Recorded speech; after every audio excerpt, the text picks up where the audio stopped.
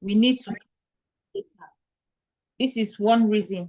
If you notice, my table has food products and column 1, column 2, column 3 as table header instead of food product 2019, 2020, and the likes. So I need to fix this up. To fix this, I'm going to be using use first row as headers. And my actual table header has been promoted. Now I can close and load to. And then now select only create connection and add this data to data model and click OK.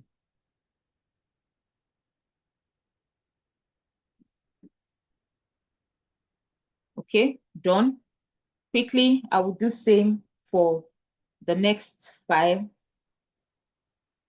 Food product indices, Ghana.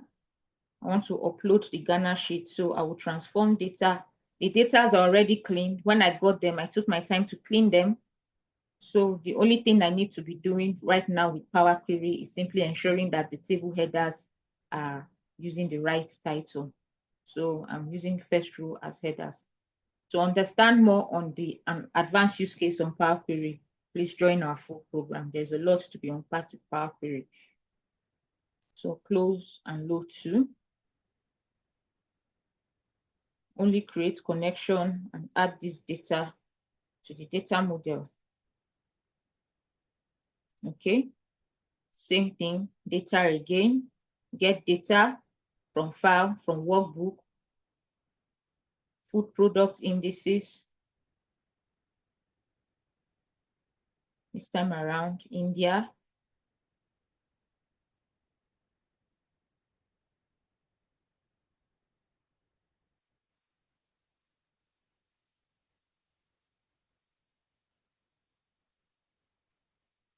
I will use first row as headers and then close and load to.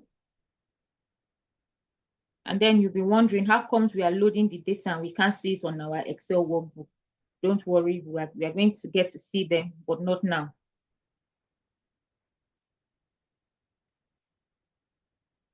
We are not uploading the tables directly on our workbook. We are uploading them to a place where we can build our data model. Okay.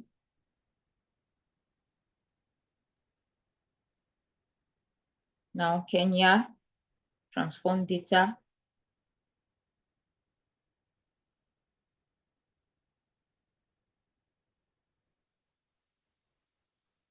Use first row as header, close and load to.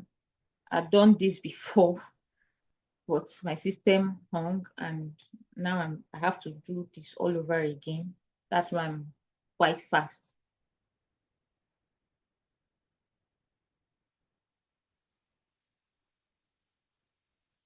From workbook,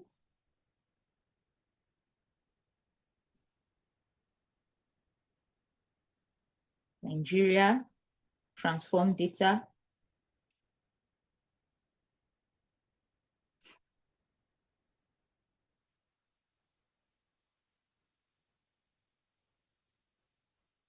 Same thing, use first row as header. Every other thing is great. I'm going to close and load to.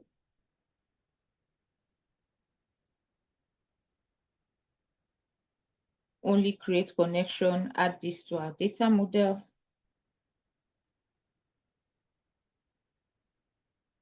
Then finally,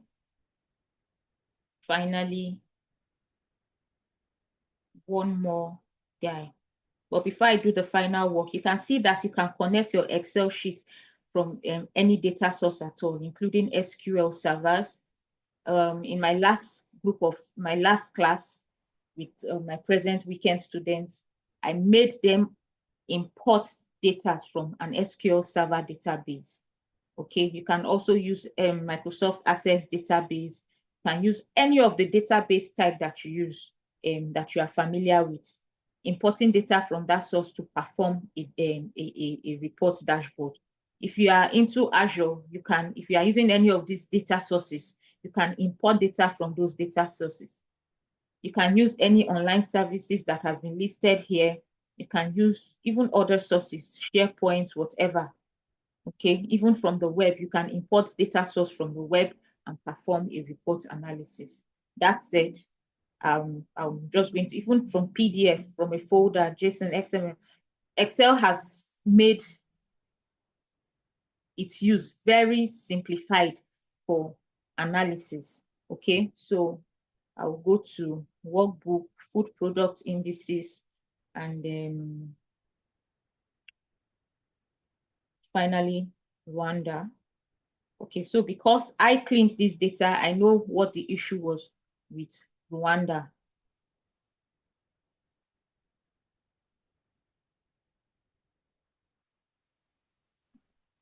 Okay, beyond just promoting the header row, I know that there's an unwanted value, there's an unwanted row on Rwanda called grand total. This grand total will affect our result while we are performing some kind of visualization. So for that, I'm going to take it off by unchecking it and clicking OK, and that row will disappear. And that said, close and load to. Okay, only create connection, add this data to the model. Great. So we have successfully uploaded all of our tables. Now, where do we find them? For some of you, you might not have this option called Power Pivot on your Excel sheet yet. But for you to have that, it means you need to go to the data section of your Excel sheet. This green icon here is the Power Pivot window. So all you need to do is click on it. When you click on it, you will see the Power Pivot window. These are our sheets that we've uploaded. Food indices, Canada, Ghana, India, Kenya, Nigeria, Rwanda. Then you ask, why Power Pivot? Power Pivot holds millions of data that Excel can't handle. Let's say you are working with very large data, big data, and you want to use Excel for your visualization. You need to upload your tables to Power Pivot like we have just done before you can now perform certain kind of visualization, report summaries, and the rest. So that we have done with Power Pivot, but we now need to create some kind of connection. So on our Power Pivot pane, there's this icon called Diagram View. Diagram View. Let's select it. When you select it, you see all of the tables that has been uploaded.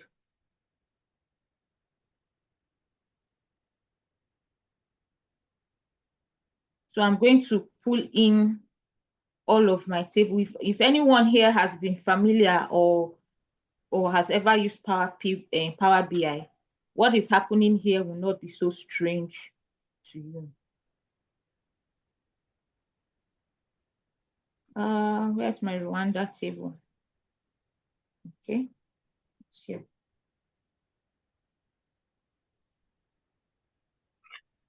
So I want to create a connection with all these tables. This table called food indices contains the grand total of whatever is contained in every other country's table. And there's one connecting factor, the country.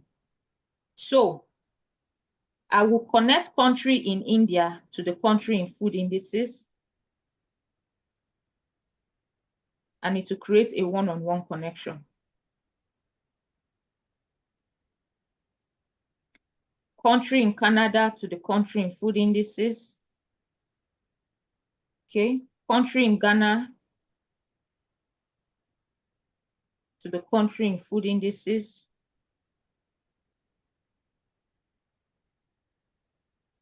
Country in Kenya to the country in food indices. Country in Rwanda to the country in food indices. And finally, country in Nigeria to the country in food indices. Now we have created a data model. That said, we can now close. We can now close our Power Pivot. Connections has been made. Okay, So now, still, how do we see our table? For us to be able to see our tables, I will go to Insert. We'll be making use of pivot table. Pivot table is one way we can see all of our tables that has been uploaded in the Power Pivot data center, and then help us to extract report summaries. Okay, so I'm going to be making use of pivot table. When you click on pivot table, the sheet is telling you use this workbook's data model, meaning pivot table have been able to recognize that this particular workbook has some data model somewhere. Okay, so it's asking, do you want to use it on a new worksheet or an existing worksheet? Of course, I want to use it on an existing worksheet. That is the worksheet I'm present in now, sheet 1. Okay, so I'll just quickly do that again. Existing worksheet, okay, everything looks fine. Now, if you look at the towards my right, your left, these are all our tables. Okay, these are all our tables, which brings us to the next level of learning, DAX query. DAX query. Okay, so quickly, I will just introduce us to some ideas on DAX query. For us to do that, I'll go to our data. I'll go to queries and connections. That is where I can get back to, all of my, either I go to queries and connection, or I'll just need to move this, obstructing me. Data, get data also from, this time around, I'll be using from other source, and I'll be selecting blank query. I want to create a model that stores only calculated fields, measures, however I want to call it. So I'll call this particular sheet measures. It will be empty for now. This is where we are going to store all of our DAX calculations. Okay, only create connection, add this data to our data model, and okay. Here we have our measure, but I will head back to my pivot table. And for me to be able to add a measure, I can see something called A. And if I click the drop down arrow, I will see measures, just like what I typed in on our Power Query. For me to be able to add a new measure, all I need to do is click on A, right click, and add measure. The measure name I want to add is, I want to find the total food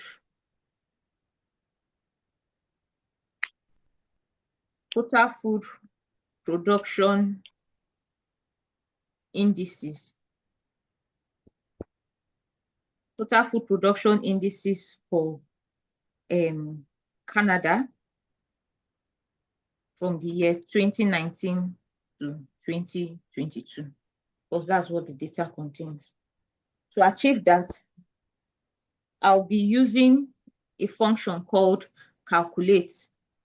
The difference between DAX queries and the normal Excel functions is that there are some functions that you don't see on the normal regular Excel functions that you see on DAX. For example, calculate. You don't see calculate as an Excel function, but it's present in DAX. So I want to calculate the sum of Canada 2019 plus sum of Canada 2020 plus sum of Canada 2021 plus sum of Canada 2022. Then when I'm done, I close the bracket. I haven't been closing the bracket for all of these other guys, so I'll quickly do that.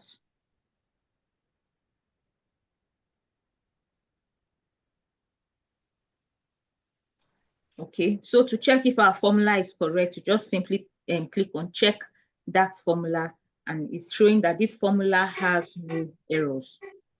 So I would be clicking a number. How do I want my results to appear? I want it to appear as a decimal number with 2 decimal places and use 1000 separators. And then I will click on OK. And here, my very first calculation has been created. If I drag this to values, I will see my results. Okay, so quickly, I would achieve this for every other country. To save time, all I will need to do is I'll copy and paste just to save time. Of course, we don't have all that time. I'll just Control C this and close this up. And then I come back to my A, click on Add Measure. I'll call this Total Food Grow in. This is the next guy is Ghana. Is there a problem?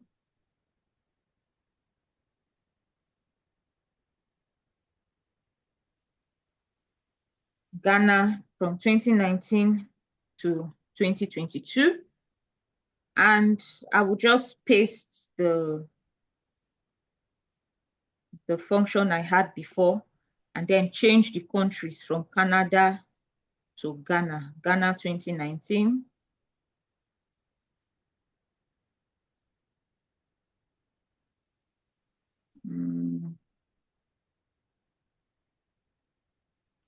Ghana 2020.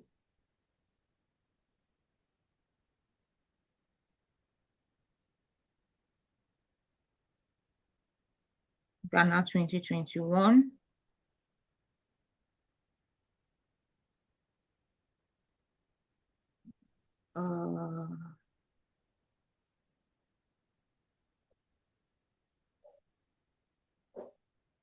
Ghana.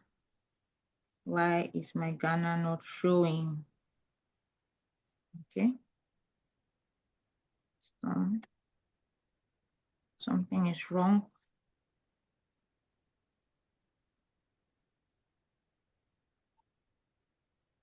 Something is wrong somewhere.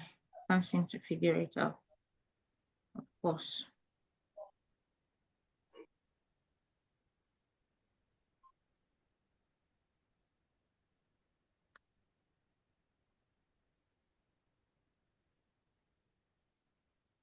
You see.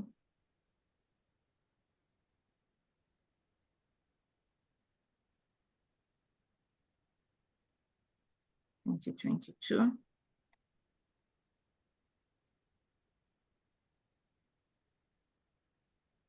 Oh, now I see the problem. Okay. Oh, okay. So if I drag this, I would see my value. I will quickly do same. Add measure. Measure name.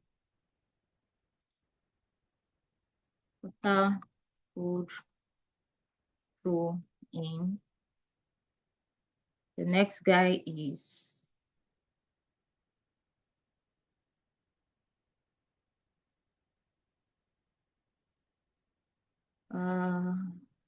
Ghana, Kenya, 2019 to 2022. And then I'll just, oops, I think I might need to type everything again. Calculate sum.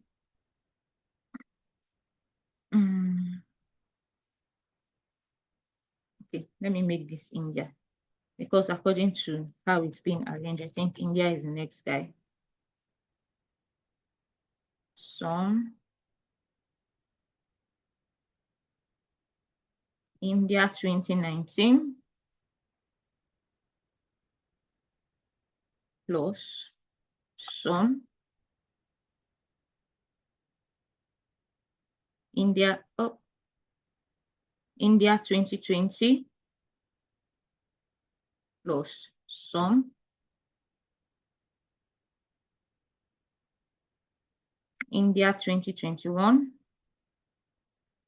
plus sum.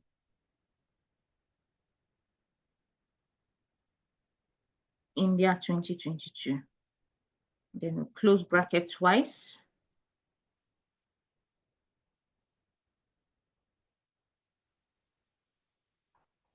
Just to be sure, 2 decimal place.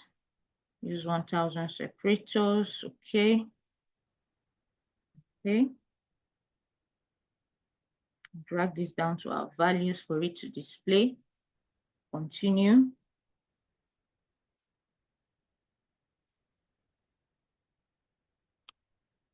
Total food grow in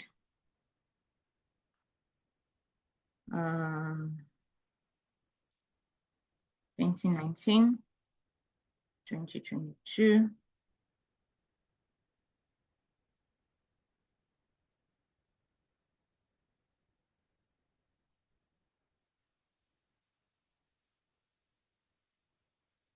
Kenya.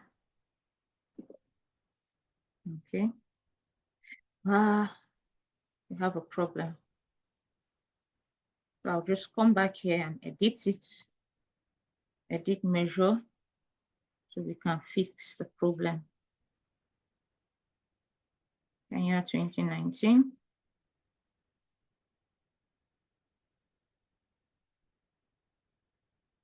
Kenya 2020.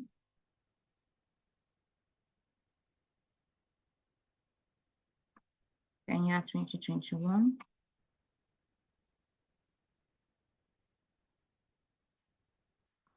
Kenya 2022. Our number type should have 2 decimal places. Please use 1000 separators. Okay. And if we drag this under our values, you would see the result. We'll check that out later. We still have 2 more countries to go.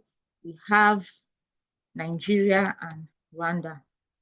Total food grow in Nigeria 2019 to 2022.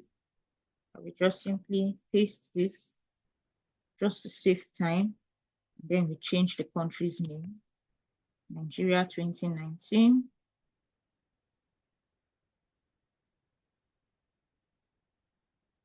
Nigeria 2020.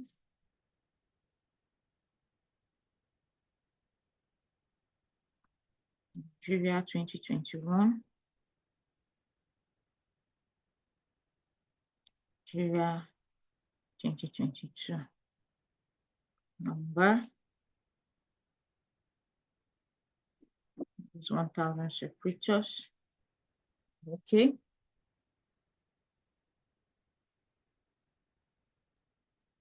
And when we drag this to be added, and finally, we're going to be adding measure for Rwanda.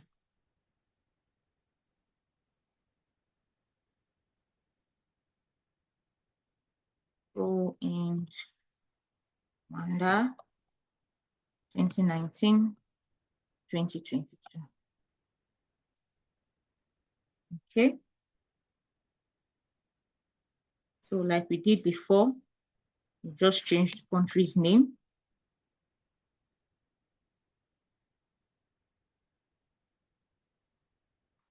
And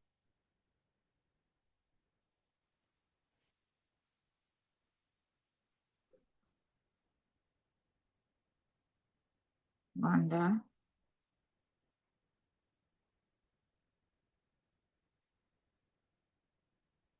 And Rwanda. Okay. And that is all for DAX queries. There are many more calculations we could do under DAX queries, but we'll stop here for now. We'll stop here for now because we have a lot to unpack. Okay. So the next pivot table I want us to try to create is, let me close this so that we can see clearly everything that we've done. Just highlight this and reduce the cells a bit. Okay. The next thing we want to do is create another power pivot table that holds the sum by year for each country. So I'm going to create another pivot table. And this time around, I'll be using the food indices table. Remember, the food indices table is the general table. So I'm going to be dragging country to rows, and I'll be dragging 2019. In the next 10 minutes, please kindly reconnect. In the next 10 minutes, please kindly reconnect. Okay. Check this guy. Sum of 20. Okay, great. This is what we want to achieve. So we have the sum of 2019 food production for Canada, Ghana, India, Kenya, Nigeria, and Rwanda. Same thing, let's say we want to visualize the average.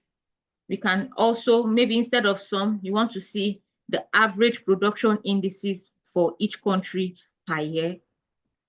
Same thing, I will go to the food indices table, put country on rows,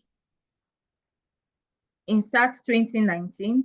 But this time around, instead of visualizing the sum, I want to visualize average. So I click the drop down arrow beside sum of 2019. I will see an option called value field setting. I select it and choose the average option, okay? And then I click OK. And then the value I'll be seeing is my average food production indices for Canada, Ghana, India, Kenya, Nigeria, and Rwanda in the year 2019. So I would like to see for the year 2020, 2021, and 2022. But for each and every one of them, instead of displaying the sum, I would prefer to display their average individually.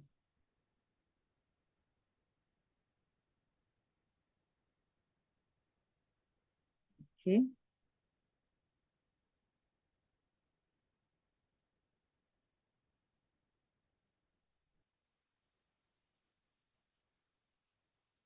Great. So I have their average. If I have to refer to the previous work I did before now, some of the values I had here was a pie chart. And my pie chart contained the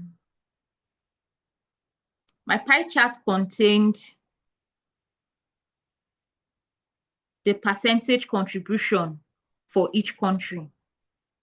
Now I have an option to just simply copy this and also show you how I achieved each result.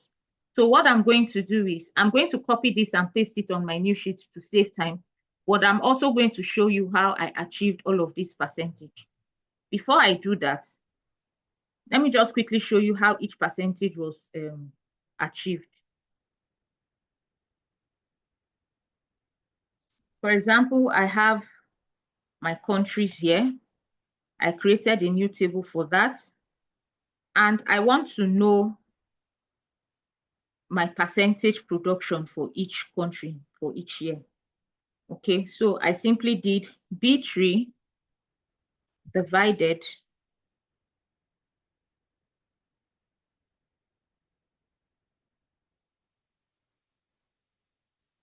B3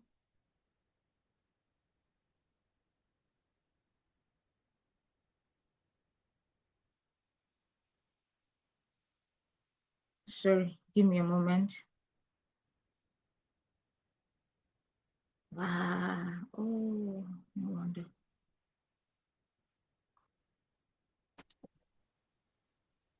Okay.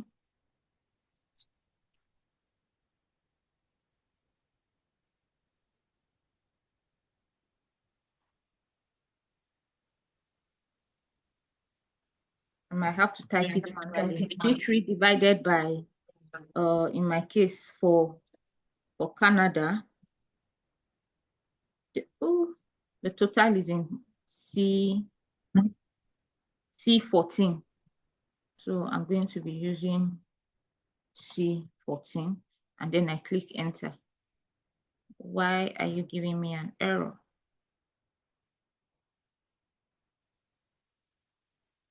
Equal to B4, my bad, B4 divided by C14, and then I have a value.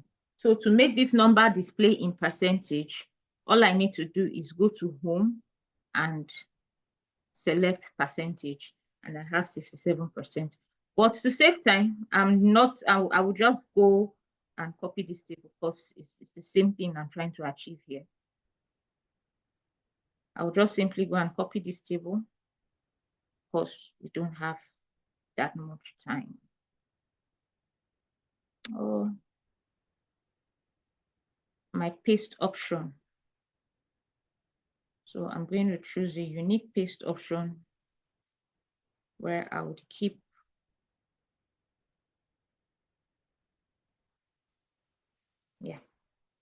this. Okay.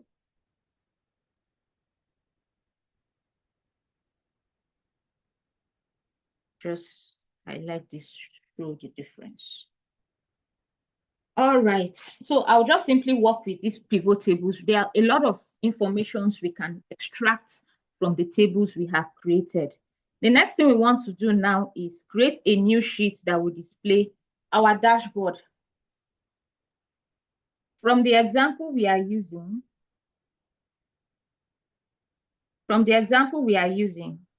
my dashboard, I divided it into about 4 sections. The first section held our KPIs, the total production indices for Canada, Ghana, India, Kenya, Nigeria, and Rwanda. And then the second section holds our percentage contribution by year and distribution by country. The third section holds something that compares a bar chart that differentiates the COVID-19 impact on food production. So the latest year that we have on our table, which is 2022. And then the fourth section holds line charts comparing all of the years. Now, if you notice, our chart has something in common. In this case, the country with the highest percentage is highlighted uniquely in blue. In this case, the country with the highest production indices is highlighted in light blue also. In this case also, it's carrying only African nations, only the African countries. Rwanda, Kenya, Ghana, Nigeria, comparing their food production from 2019 to 2022 as a line chart. And the blue line shows the latest year, 2022. Okay, so that said, we have an idea on how we would design our dashboard. Something else also, each of the countries carries flag. I usually get my icons from the website called icons8.com, icons8.com. So you visit there to download any icon of your choice that you would like to use to beautify your dashboard. There's also a very unique section on my dashboard. It's called a slicer. I made it look like a button. When you hover it, the color changes. And when you click on any of the button, it directly affects our dashboard. I clicked on Rwanda and it's displaying only the value for Rwanda and the line chart for Rwanda. The country is also the country is also changing, but it's not so visible. This was because all of this design was done just last night ahead for this course. So it's not a perfect dashboard, but it is a very good dashboard that you can use to display a very good report. Okay, so back to it. Let's create our own now. First, we need to give our dashboard a color on Excel. There are two ways. Either we use shapes, image, or we highlight the cells. I'm going to go with the most easiest. I'm going to be highlighting my view area with a unique color. So I'll go to home, and this button here, I'll change it to something like of this nature. Now I've given my dashboard a background color. Another way is using shapes by going to insert, using illustration, shapes, and then you pick any of the shape of choice, usually rectangle, sphere, or rounded rectangle corners. Okay, that said, the next thing we will need to do is introduce shapes actually. The shapes is going to sit all of my KPIs. And I have 6 KPIs to display.